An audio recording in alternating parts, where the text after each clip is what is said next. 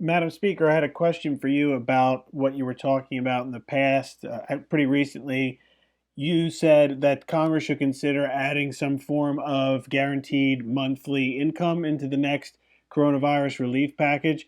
So I was wondering if you would extend that form of guaranteed income to undocumented immigrants and non citizens who file taxes with tax ID numbers, ITINs, instead of Social Security numbers. Thanks.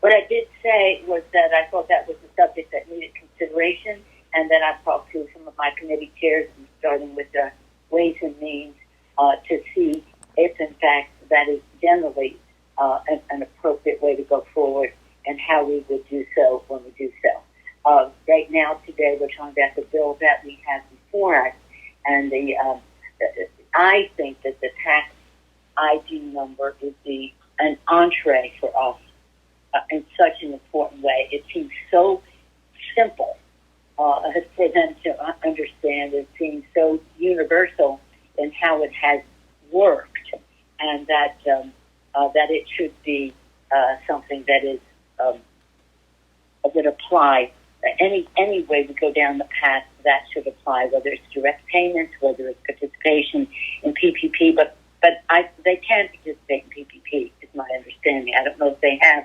I've asked for the named us as the chairman, the leader in the Senate, the conversation with the Secretary Mnuchin about show us the evidence of how these other, what these businesses are that are, shall we say, not the ones usually first in line. But it again, we only get to a place where that we've come to an agreement that we would go down this path. I said it should be considered.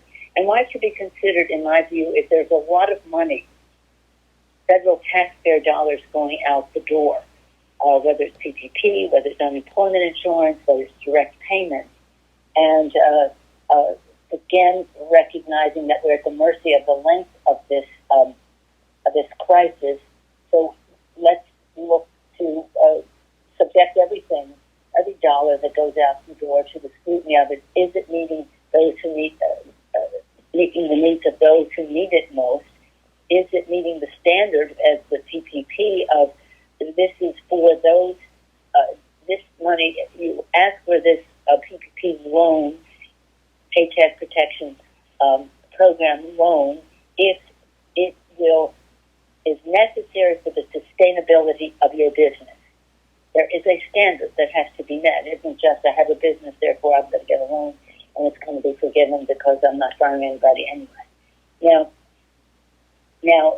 again, that's a congressional, bipartisan, bicameral decision that has to be made as to, is this the best way to continue to go about it, or is there a shorter cut and a more direct way to help more people? We think that what I described, PPP, loans, grants, all the rest of it, and also a very major commitment to state and local. And in making the commitment to state and local, it goes across a lot of the questions that have come here, how we deal with in education and first responders, the security and safety of our people, the healthcare on the front lines, our teachers, as I said, all of the transit people and the rest.